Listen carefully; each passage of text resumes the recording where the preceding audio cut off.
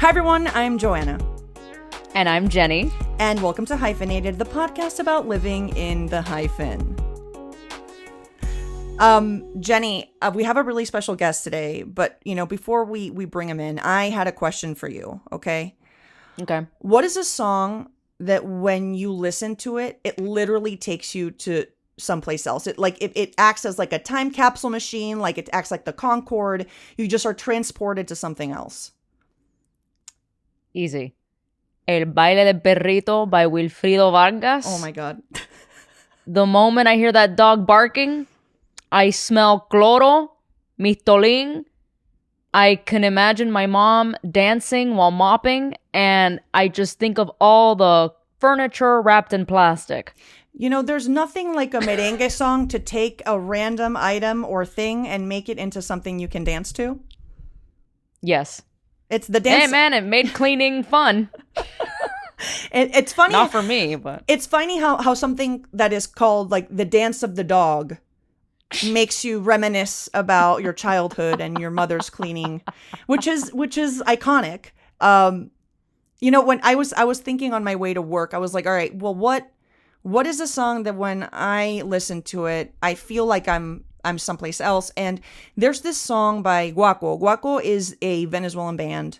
They're like a tropical band, which I guess tropical, we're going to have to ask our guest this, but tropical, I guess, means like a merge of everything. They have like, It's like, it sounds like merengue, but it also sounds like salsa, but it also has trumpets, but it also somehow has someone like doing a monologue in the middle for no reason. It's just like they always have una mezcolanza de todo. And they have a song called Un Cigarrito y un Café. And this song literally transports me to when I was 6 and I was in my mom's car and driving around Caracas, and it literally makes me smell like what Caracas smells like, and it makes me feel at home. Although ironically, this song is like an ode to caffeine and cigarettes. And I hate cigarettes. I hate it. But there's something about it that sounds like home. And I can't really put my finger on why or how, but it sounds like home, and it sounds like Venezuela. And even though it promotes being caffeinated and lung cancer, it still makes me feel like wonderful. I never paid attention to lyrics much as a kid. I mean, no merengue writer I feel pays attention to lyrics. No, you're right. You're absolutely right. El baile de la we've pera. Talked about this. The dance el of baile the de pear. El baile del perrito, el gato volador, la vaca. It's almost like just Sesame Street, but with percussion instruments. They're trying to teach you one word. They're like, today we are going to learn el pavo. Have you heard the pavo song? Which I think it's a Puerto Rican no, clearly it's Dominican. Which one's that? El pavo? It's literally just a dude saying, Llegó el pavo. No Llegó el me pavo. diga. I've heard, yes, I've heard it. And it's like a lit ass song. But it's just no, of course. It's the beat is the best thing ever, and they put no effort into the lyrics. Yes. Yeah. They're just like, people are going to dance to this. People are going to be partying. People are going to be having the time of their lives. But I think it's so funny because like there's very patriotic Venezuelan songs that don't make me feel very like it's just like, oh, that's too on the nose. Like I like the songs that don't feel like they would be representative. Like there's a song by Caramelos de Cianuro, which is my favorite Venezuelan band, which directly translates to caramelos is cyanide dessert, something cute and sweet for the teeny boppers.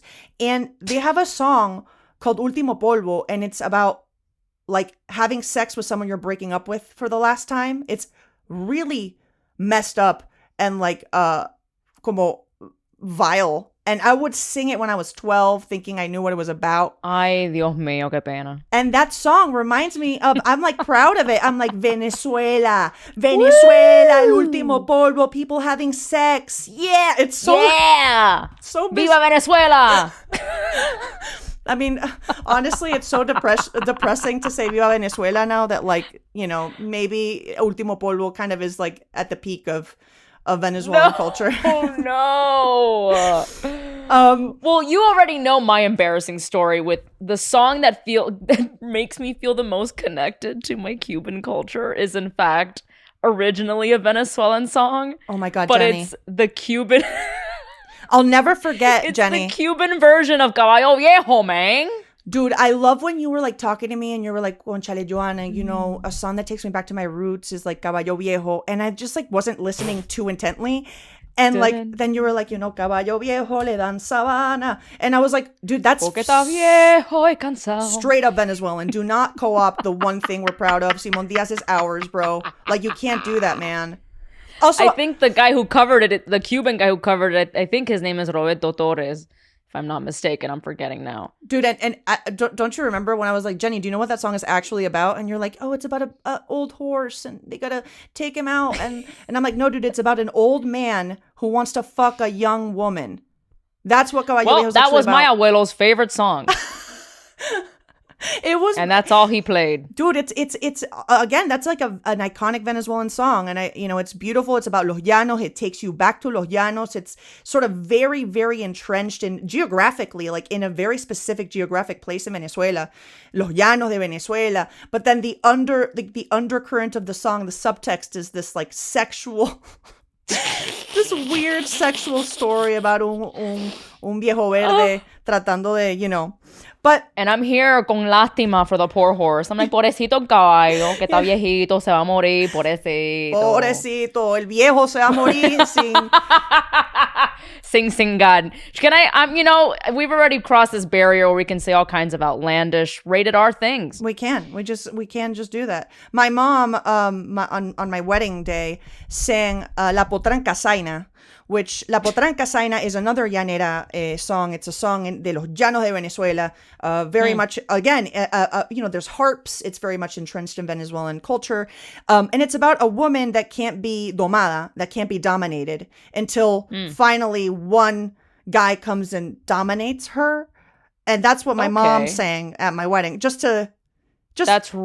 And all the Venezuelans were just like kind of like looking like, and all the Americans were like, we love this very cultural sounding music, very beautiful, very Venezuelan.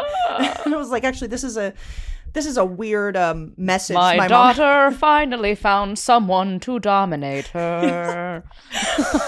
Oh God! Before we go into a war poll about other songs my mom has sang to me, it's, I'm really, really, really excited about the guest we have today. And Jenny, me and you sort of fangirled a bit when we found out we were able to book this wonderful person. 10,000%. Yes. It was kind of like, oh my God.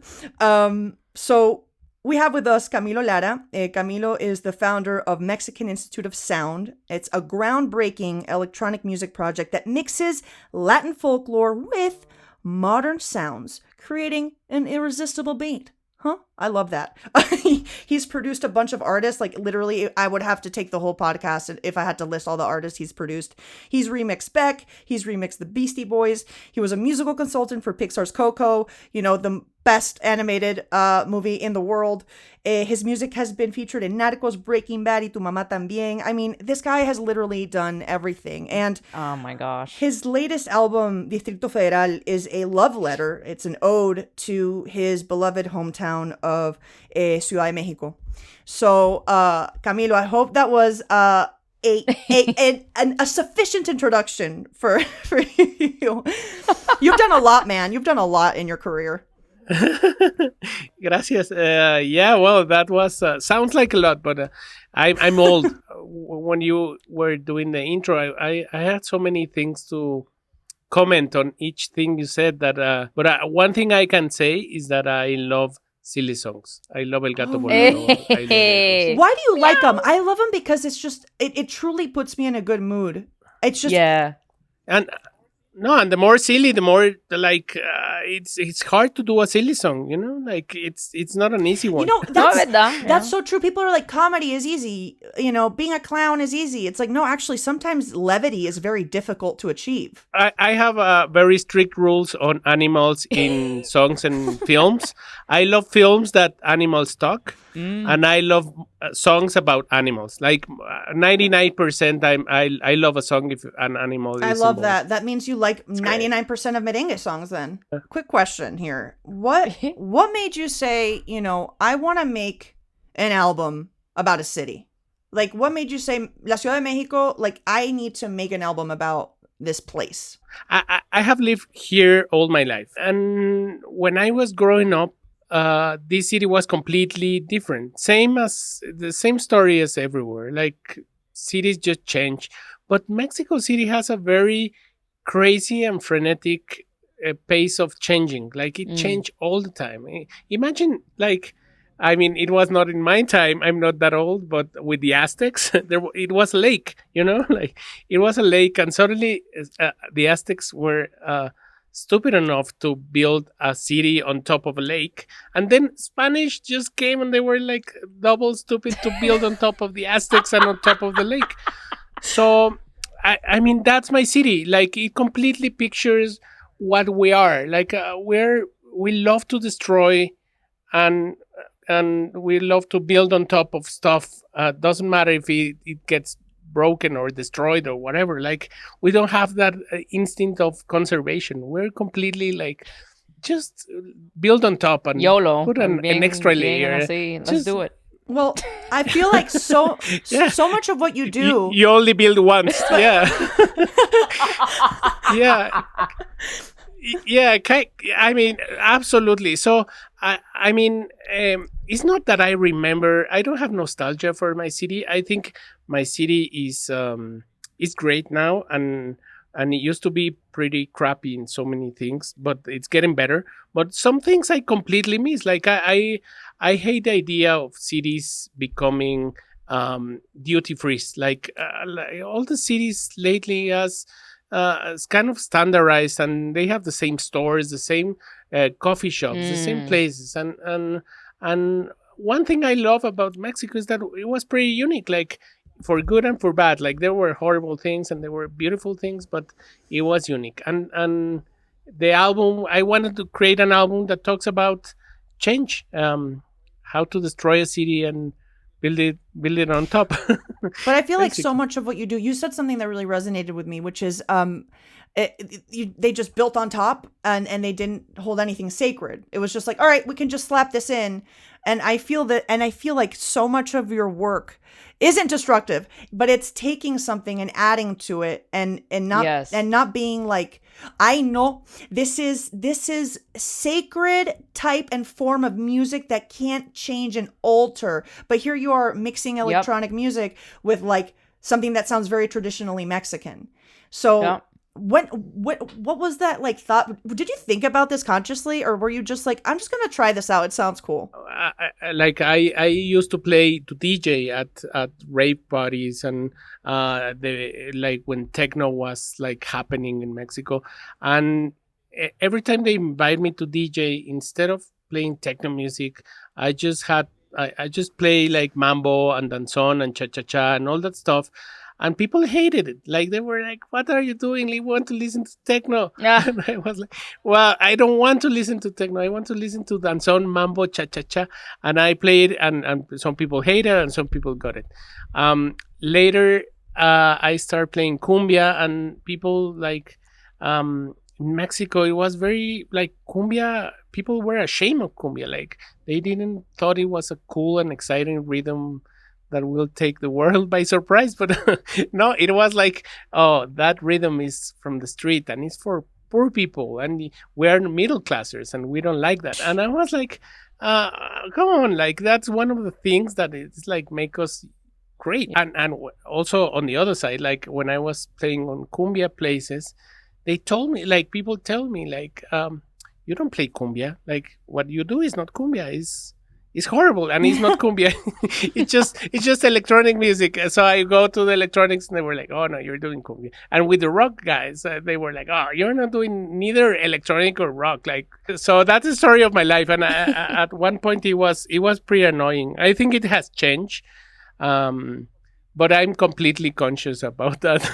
Well, of course, because people, especially when it comes to music, they like to be purist about it. And even as a content creator, making Latino content, I had a hard time with our audience being very purist about like, no, you cannot remix tamales. Like, how dare you make any kind of recipe out of tamales that's not traditional tamales? Or, don't, everything needs to be traditional and stay as is.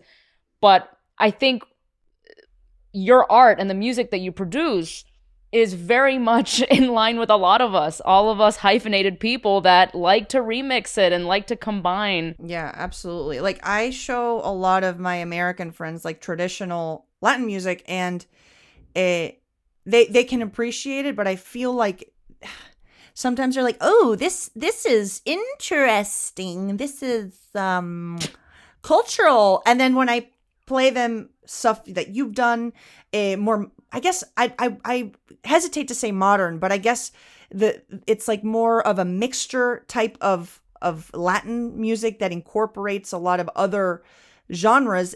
I feel like it becomes more international in a sense. Like, people can identify with it a little bit easier. They can see things they've listened to reflected in something different, which, like, I don't know if, like, throat singing or whatever it's called has some house remix to it, so that I can like listen to it and be like, oh, now I understand this, you know what I mean? But it's kind of like a merge, a bridge into our world. But I feel like Latin music is on the up and up. There's like this interest and resurgence of it. I don't know. You're the expert here, but like, what is happening that is sort of causing Latinos to break through into general market? There are many things. One is that most of the genres that are like being super powerful across the earth are rhythms that are coming from islands, and I think that the way the rhythms of the islands are created, because they are isolated and they live in a certain place in a certain moment, and they become very powerful. And this is probably a crazy theory, but I think the same with calypso and reggae and all these rhythms that comes from islands. Second one is a lot of people. I think having internet and having everyone be able to stream and listen to music is we as Latinos, we listen to a lot. We spend a lot of time on YouTube, so we create the first wave of fame, and then just copycats of people like, oh, this has 1 million views, like we're gonna have 2 million, and people start listening to stuff. It's very exciting for me to see that the geolocalization of culture is finally not coming from an Anglo place. And that makes me really happy, because it's so exciting to see the next wave coming from Korea or from Senegal or from Colombia. And it's sky's the limit. You've told us that you've had people say to you, oh, but that, that's not, don't play that music. But has anyone ever said to you, like, what are you doing mixing these things together? Like, what the fuck are you doing, bro? You're taking this traditional song and slapping a beat to it. What's going on here? Like, this, you're breaking up with tradition. Or have people generally kind of been like, oh, this is the new wave? No, all the time. Like, people have crazy concepts of culture, and when you poke on that, it's very touchy. Like, I think pop culture is just to destroy it and tear it and just do it. That's why some rhythms like cumbia or reggaeton are evolving, and many different countries are embracing it, because it needs to be local. It needs to have local slang and different instruments and stuff.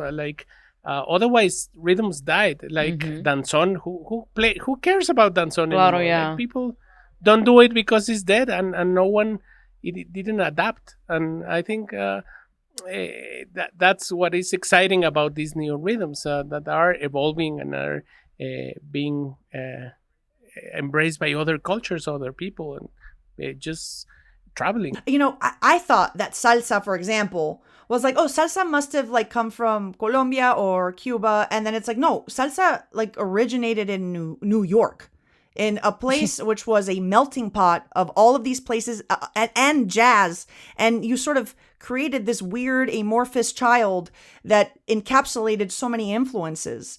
So I don't know. I feel like there's always a dichotomy of like music being entrenched in a geography and a tradition, but then simultaneously always morphing with how people are migrating and moving and changing. Camilo, I hope this isn't offensive, but you know, I'm from Venezuela and we dance a lot of merengue. What? I'm done. He's already, that's it. Oh my That's God, already I offensive. offended him so much. Honestly, not the first time. I'm Venezuelan. I'm Venezuelan and like we dance a lot of merengue, como que merengue is very, you know, choreographed, and my husband is from Cali, Colombia, and he can't dance anything other than salsa, but we love to dance salsa. And I partied in Mexico City with my friend Richo Faril. He took me to this, una discoteca, and I was like ready to dance, like ready to like dance en pareja, like dance with someone. And then I saw like there was no salsa, like no one was dancing merengue, and like it was just not a dancing environment. Like there were some people dancing close together, like kind of like as an excuse to make out. And then there was just no like choreographed dance. Is that, I was very disappointed, but then Richie was like, I'm a terrible dancer. I'm really happy actually that no one is dancing. Yeah. Is that like, did I just go to the wrong club, or are you guys not as big in, you know, these types of kind of more complex dances? No, you're absolutely right. And it's, when I the first time I went to Cali, I thought I was in the middle of a flash Oh my God, mob. right? Like I was like, what's happening? Like, and yeah, I mean, you're right. I think people here, I mean, there's a lot of salsa going on, but the cumbia is just because it's so democratic. Everyone can dance it. Everyone dance it the way they think they should. But next time, I'm gonna take you and Richie.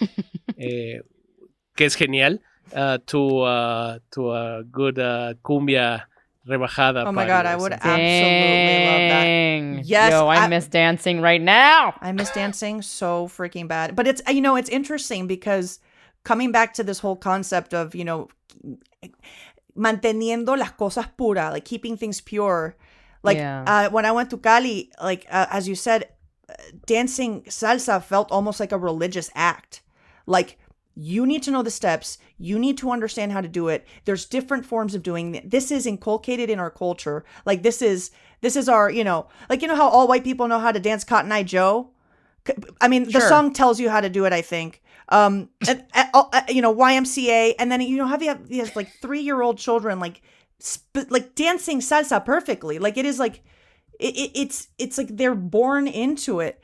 Yeah. And then, you know, I do my best, but I can't do that. I feel like it's just, I'm not a perfect salsa dancer. I kind of do it, mix it up.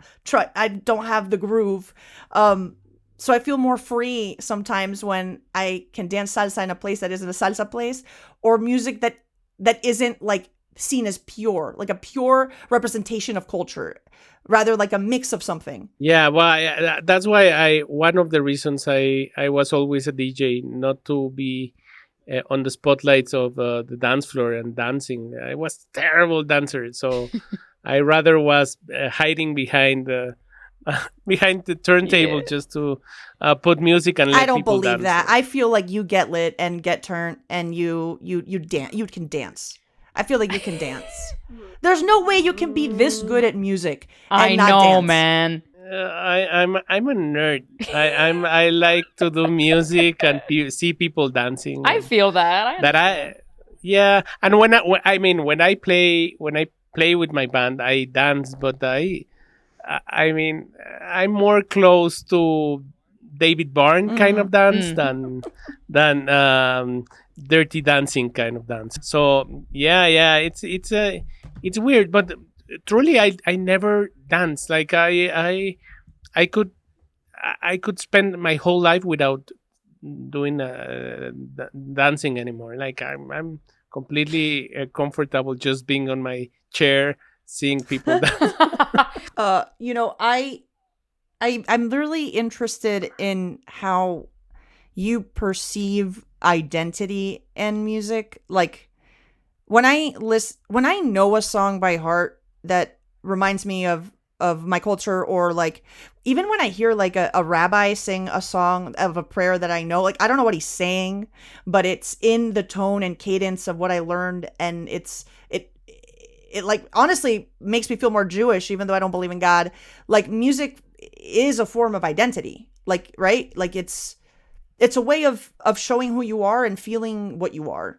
How do you see that connection within yourself? How do you express yourself, and how did you always feel like you wanted to express your identity in music, or was it sort of you kind of like fell into it? That's a super interesting thing. I think sometimes people, for me, identity is not a flag. Like it's more, the way I see it is like wine.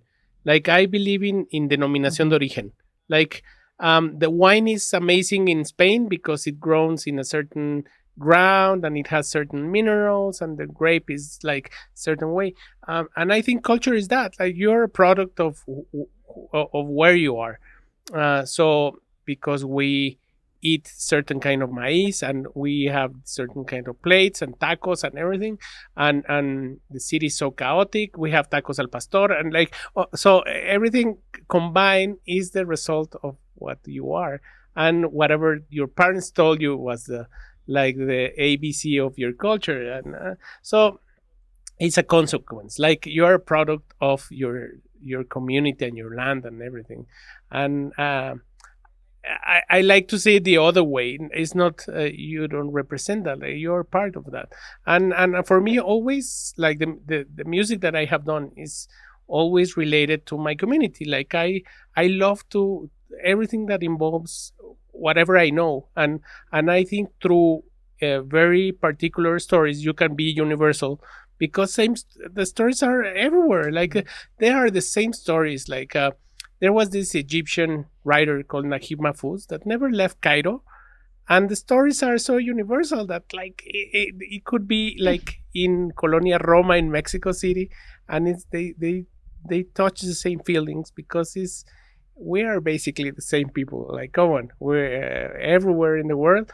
We just like have different seasoning, and my seasoning is the one that I know, and that's the one I want to speak about. Yes. Oh my God, that's so brilliant, Camilo. The whole seasoning metaphor. Yeah, and if it's Mexican seasoning, I'm gonna have hives and die and need some milk immediately, because I can't. Even your candy is spicy, bro. Like, how do you do it, man? It's insane. Yeah. I gotta say, personally, I love that you compared identity to wine, because you best believe your girl loves some wine, and I'm taking that. Now when I drink wine, I'm like, this is a cultural experience. I'm trying to philosophically connect to my identity while drinking a Merlot, the entire bottle. Now I feel like oh yeah, I need a deep immersion on that. I need a deep I love that you know it's within the particular lies the universal is something that is so true for any art. Like any story, even like Jenny and I talk about this all the time, but like sketches, like things that are funny, like when you try to make something that's funny for everyone, it never works. But when you have a very specific point of view, like I made a sketch about the Venezuelan birthday song, and how I don't know if you know this, Camilo, the Venezuelans, we sing birthday. It takes like 10 minutes for us to finish the birthday song. It's honestly sounds eternal. Like hell to me. It's a nightmare. Honestly, it's a nightmare. It's really terrible. But I made a video about it, and I was like, I don't perceive this being a big hit because it's just so specific, and it blew up. Because it was so specific. It was a very specific point of view. It was people could relate to it, even though they didn't know what it was about.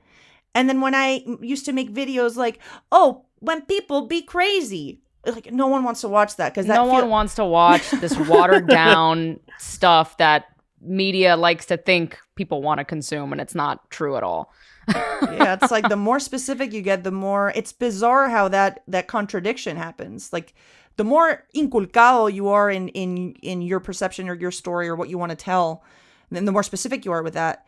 It's like it just becomes more universal, and it's a contradiction that it takes people sometimes a while to understand in art. I like to talk about certain things, like in the album. I when you were saying about like the denominación de origen thing, there is a song called God that I talk about these crossroads. Like a guy is walking on the street, and suddenly there's a crossroad, and he finding one side the devil and one side God, and one asked him like, si te encontraras a Dios, if you find God, what would you ask him? I asked him a quesadilla, and if you run into the devil, what would you ask him? I would ask him two quesadillas.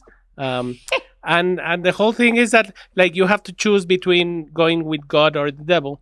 But what happened is that at the end, the quesadillas or the gorditas, which are the two choices, they are all made of corn, meat, and water. So at the end, you reach the same point going through God or the devil. And what I think, if you si tú aplastas a Mexican, if you squash a Mexican, Mexicans are made like 80% water, some flesh, some meat, and some tortilla, some corn. So if you squash a Mexican, it becomes a taco or a gordita. So it's the same road. Doesn't matter which road you take, it leads you to be a tortilla or a quesadilla. Man, your doctors have to be very gordita. specialized in Mexico because they got to learn biology of people a little differently there. It's different. Bueno, I mean, I would be made of plátano. I would be made of plátano and neurosis, I think would be mine too. And wine, now that we've established wine, you know. Okay, fine. Materva, plátano, frijoles. Okay, I'm hungry. That sounds like a heartburn. Oh, yeah. Heartburn. Yeah. You have to be that and a Pepto too. But you're Mexican. I feel like Pepto. Mexicans can eat anything. I feel like they have. Oh, the please, they you have can resistance. totally handle. Ellos tienen una resistencia. Yeah. I have family now living in Mexico. They've been there for like 3 years, and I feel like they've become freaking warrior. They can literally, any level of spice, they're fine. They can anything, and I'm like come there all weak and stuff and cry when I eat a little candy wrapped in that devil powder you guys have. Yeah, I mean, it all went good until you go to a Thai food restaurant and it's another different spice and you're like, this is hell. Like, so are you admitting that Mexicans cannot handle Thai spice? Definitely. Yeah. Okay. I mean, oh my God. It's hard to say it loud, but it's Oh my a God, fact. this is gonna cause polémica. Oye, Camilo, thank you so much for joining us. This was incredible to talk about music and culture and wine and identity and tacos.